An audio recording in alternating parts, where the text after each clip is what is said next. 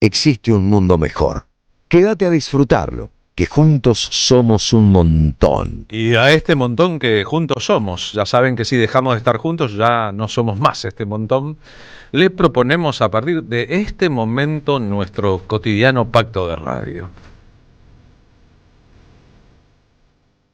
Bonafini decía que cuando lo pensamos un poco, la radio es un asunto que nos funciona en los teatros de la mente. Entonces nosotros pretendemos pactar con ustedes, las y los les oyentes de la M530, una combinación de imaginaciones.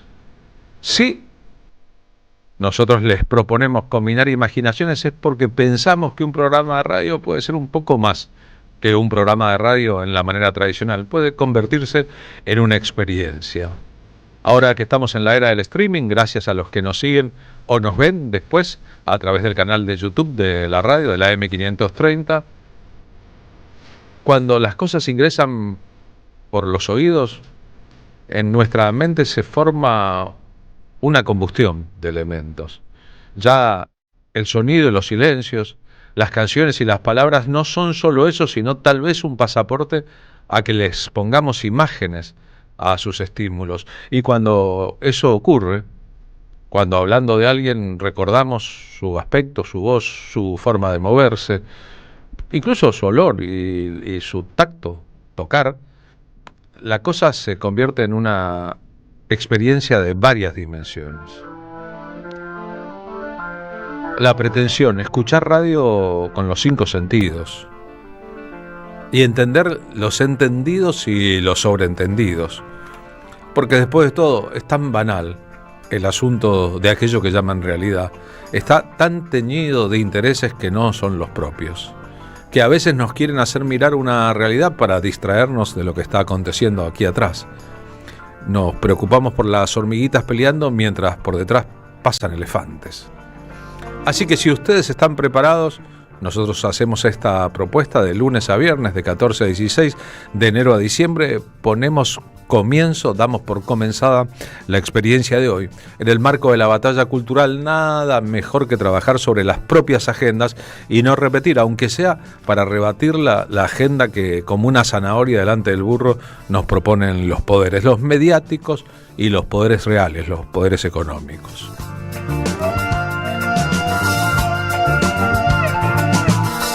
En 1966, en el invierno de 1966, empezó una dictadura militar caracterizada por el oscurantismo de su líder como presidente de facto de la nación, Juan Carlos Onganía, un personaje muy vinculado al Opus Dei, a los sectores más de derecha en la Argentina, que había sido comandante en jefe de las Fuerzas Armadas y que depuso al gobierno del radical Ilía, don Arturo Ilía para la historia, a quien primero la prensa hegemónica acusó de lento, de ser una tortuga, de no tener temperamento, de haber llegado, y esto último era completamente cierto, como Frondizi con el peronismo proscripto, es decir, con un poder muy relativo en lo político sobre el país que debía gobernar.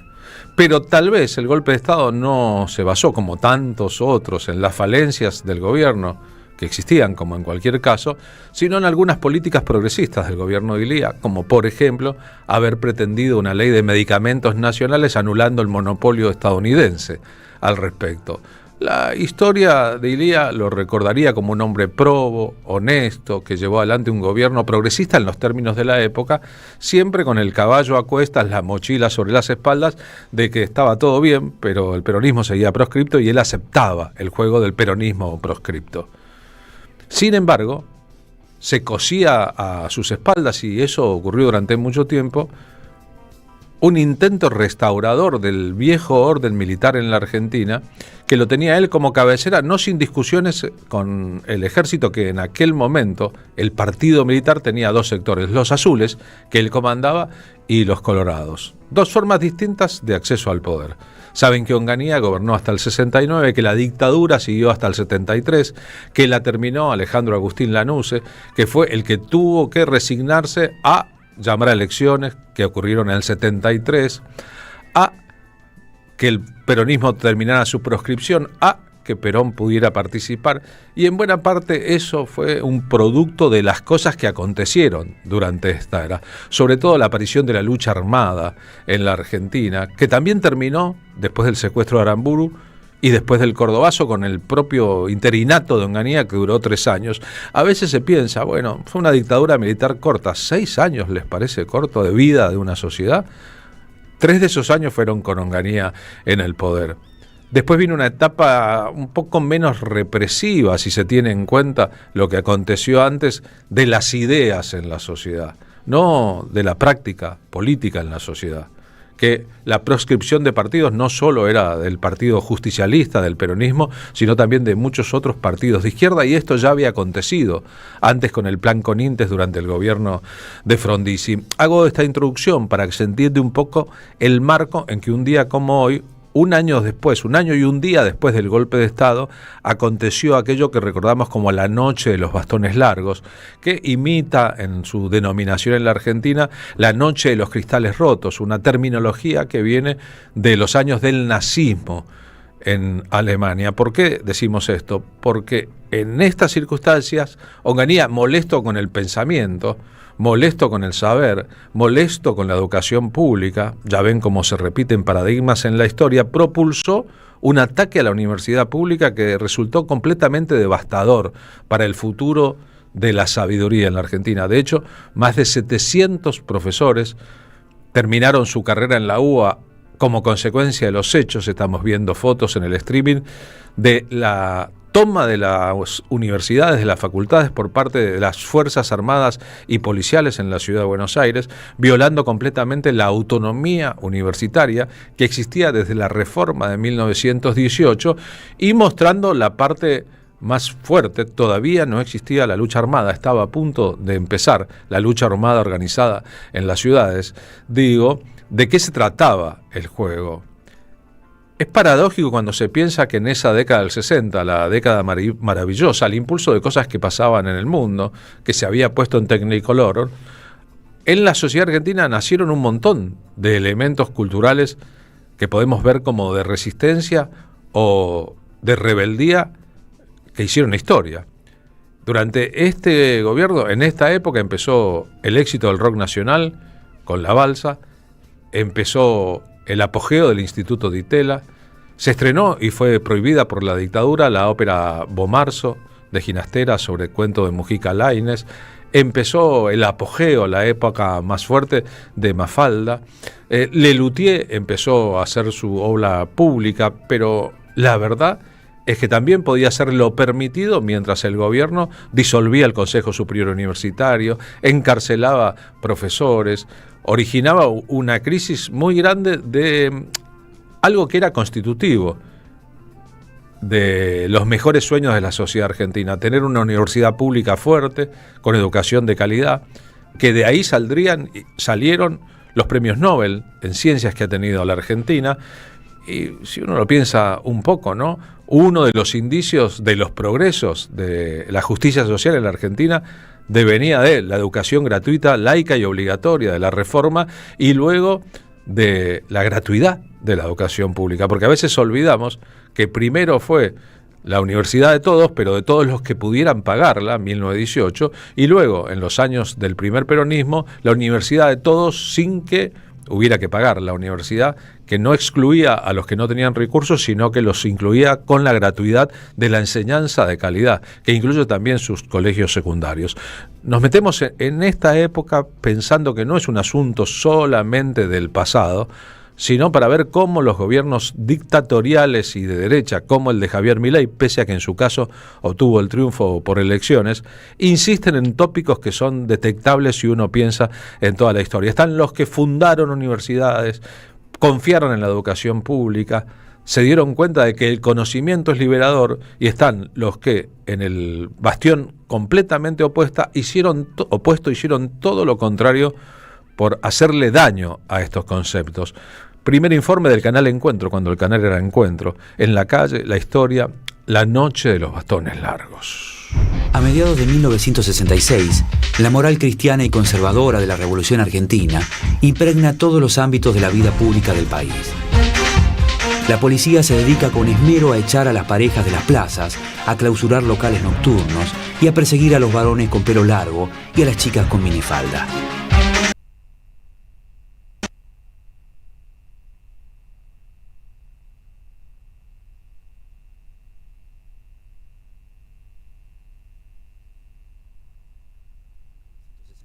Con marchas, actos y asambleas. Desde el ámbito académico se multiplican las declaraciones contra el régimen y los jóvenes salen a la calle a transmitir ese mensaje. Esta actitud crítica irrita al gobierno, que considera las manifestaciones políticas como una práctica de gimnasia subversiva. Es por ello que un decreto presidencial ordena la intervención de las universidades nacionales. Inmediatamente los alumnos y profesores de la Universidad de Buenos Aires se reúnen en asambleas masivas y deciden tomar los edificios de varias facultades para defender la autonomía universitaria. La noche del 29 de julio, la Guardia de Infantería rodea la Facultad de Ciencias Exactas y ordena el desalojo inmediato del edificio. Estudiantes y docentes salen con los brazos en alto.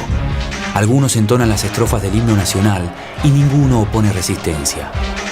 Pero 2 hileras de policías los reciben a golpes de palo y machete. La represión es feroz. Cientos de estudiantes son detenidos y pasan semanas en comisarías o en la cárcel. Al día siguiente, más de 1000 docentes e investigadores renuncian y muchos deben continuar sus carreras en el extranjero. Aunque las heridas de la represión sanaron con el tiempo, el daño producido a la educación aquella noche, bautizada tristemente como la Noche de los Bastones Largos, fue y sigue siendo irreparable. La derecha ultramontana que gobernaba con Juan Carlos Onganía tenía un diagnóstico. Las universidades eran consideradas principales promotoras de una cultura disolvente, así lo decían, una cultura disolvente que atentaba con su falsa modernidad contra el pensamiento cristiano, que era central para la constitución de la Argentina. Ahí, tenían claro, anidaba la posible subversión.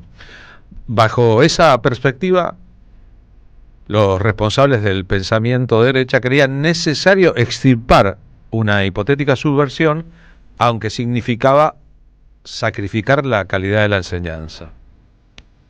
La represión fue, en aquellos días que comenzaron con el 29 de julio, muy fuerte en las facultades de Ciencias Exactas y Naturales y en Filosofía y Letra, ambas de la UBA.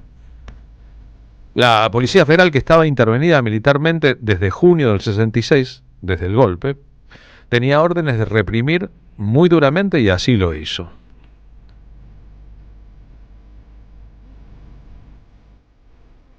Además les pegaron a las autoridades de las universidades cuando salieron a dar la cara y a recordarles a las autoridades policiales y militares que tenían prohibido por la ley de origen de las universidades, la autonomía universitaria, ingresar. No les importaba nada, tenían la lógica del bastón largo.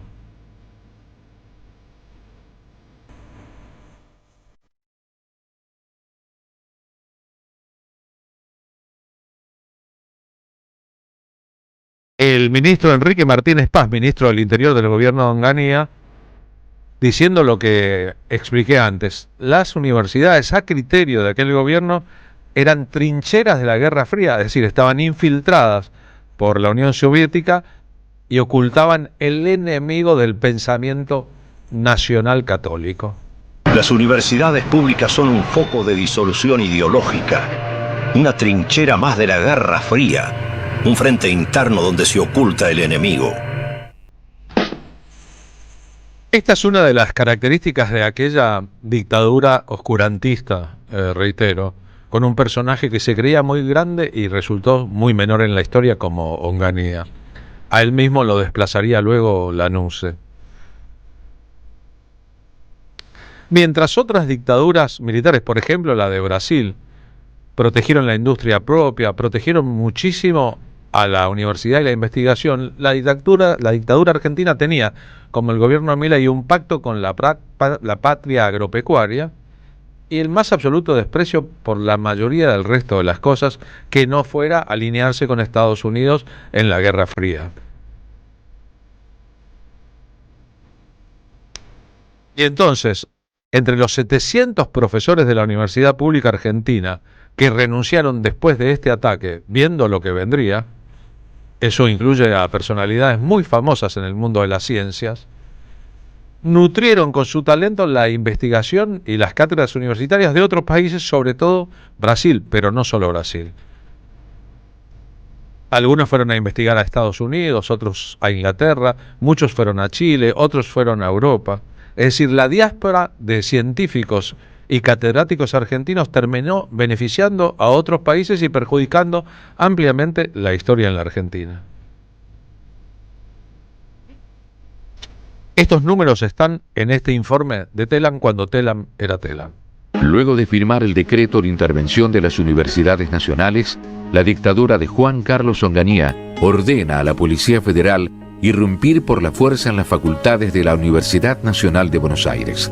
Los efectivos policiales hicieron pasar por una doble fila y golpearon salvajemente con bastones a las autoridades universitarias, estudiantes, profesores y graduados que se encontraban protestando por la supresión de la autonomía universitaria.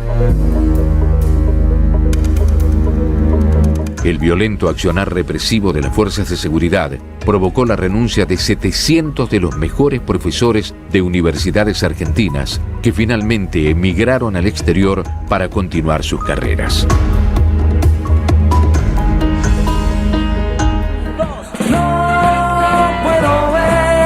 Rodolfo Busch, que era entonces el director del Departamento de Química y Física Inorgánica y Analítica de la Facultad de Ciencias Exactas, escribió sus sensaciones estando adentro de aquel asalto a la universidad.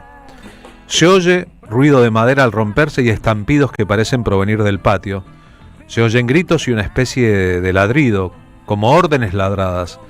Empiezan a sentirse los gases lacrimógenos. Poco a poco la atmósfera se vuelve irrespirable. Trato de proteger a la ex consejera. Ya estamos entre policías armados hasta los dientes, con bastones y cascos que golpean, gritan, insultan, mientras nos arrean hasta el patio. En las escaleras nos hacen zancadillas y nos golpean aprovechándolo. Está oscuro, ha llovido. Tengo los ojos a la miseria, no sé cómo no pierdo pie.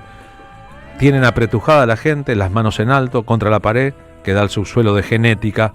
Debe haber de 4 o 5 en fondo por un frente de 15 o 20 metros. Allí prosiguen los golpes y los insultos. Se oyen los golpes. ¿Qué mirás vos, hijo de puta? Bastonazos a la cabeza. Al que apoye las manos en la pared le reviento los dedos. Golpes, órdenes ladradas, más arriba las manos. Al primero que las baje, lo bajamos. Quiero ver sangre hoy. Matalo a ese hijo de puta, terminalo. Más golpes. ¿Están listos los pelotones de fusilamiento? Atorrantes, hijos de puta. Alguien es perseguido por 2 o 3. Golpes. Ladridos. Matalo. Quiero ver sangre. ¿Dónde andará la ex consejera? ¿Dónde andará Simón? Parece que le pegan. ¿Dónde andará Ambrós? A estos brutos que ladran, patean, insultan y golpean, ¿los guardarán en jaulas? ¿Tendrán esposas? ¿Hijos? ¿Madres? Imposible. Relato desde adentro de la toma de una universidad, de una facultad, en este caso Ciencias Exactas, donde se concentró una parte muy grande del odio de la noche de los bastones largos, que remite a la noche de los cristales rotos durante el nazismo. El gobierno decía, no, son solo 150 detenidos, 50 lesionados, había activistas adentro. En realidad, lo que lograron fue el éxodo de 700 profesores y un miedo que quedó adentro de las universidades.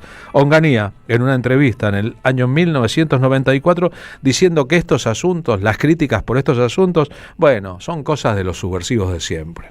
Bastones largos, otra vez el derrocamiento de Iglia, que ya la historia lo ha juzgado, a un hombre que se ha decidido a hacer un esfuerzo político. No, esto no.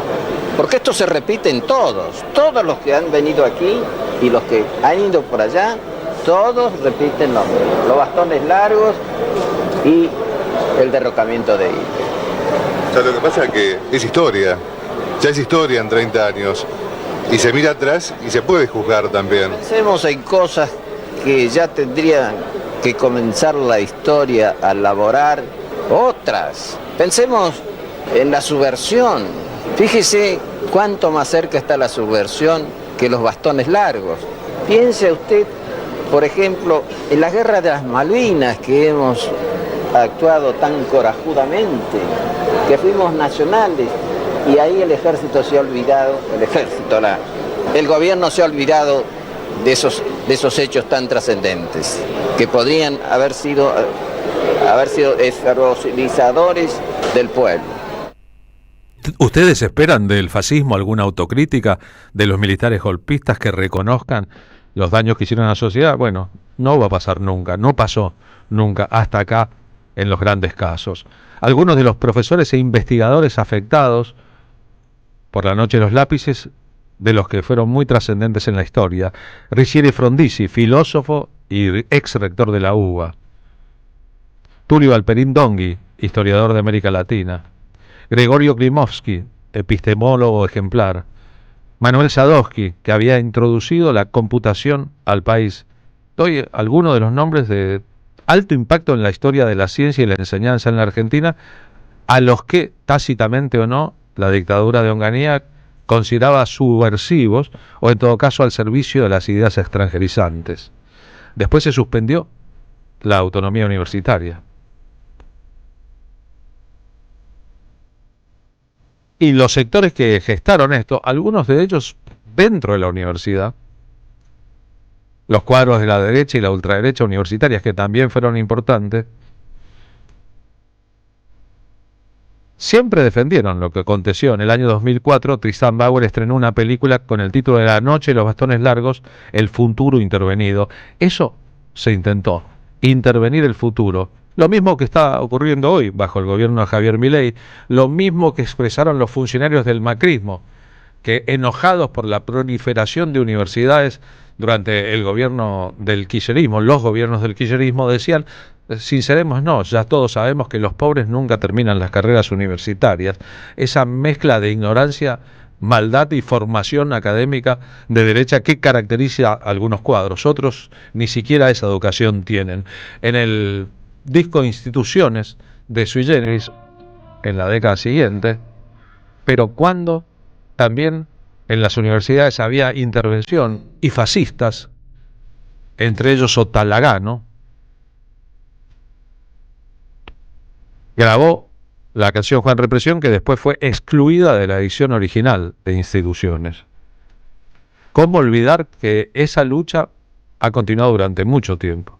¿Cómo olvidar que durante los años también del gobierno autopercibido como progresista de la Alianza, un ministro que todavía sigue en actividad política recortó el presupuesto universitario? ¿Cómo olvidar que este gobierno de Javier Milei, desde que asumió, tiene a la universidad contra las cuerdas, despresupuestándola y acusando a los que las manejan de lo que siempre acusan, de mal manejo de fondos? En el fondo el problema es otro. En el fondo son las porciones de los que han llegado a dirigir de distintas formas la Argentina, que añoran la Argentina previa a 1918, donde el que tenía plata estudiaba y el que no se jodía. Y entonces nuestros médicos, nuestros doctores, nuestros expertos en economía, nuestros científicos pertenecían a una sola porción de la sociedad, la clase más acomodada, los que Gramsci definiría como los portadores de un pensamiento que después se hegemoniza en la sociedad y deja siempre todo como está.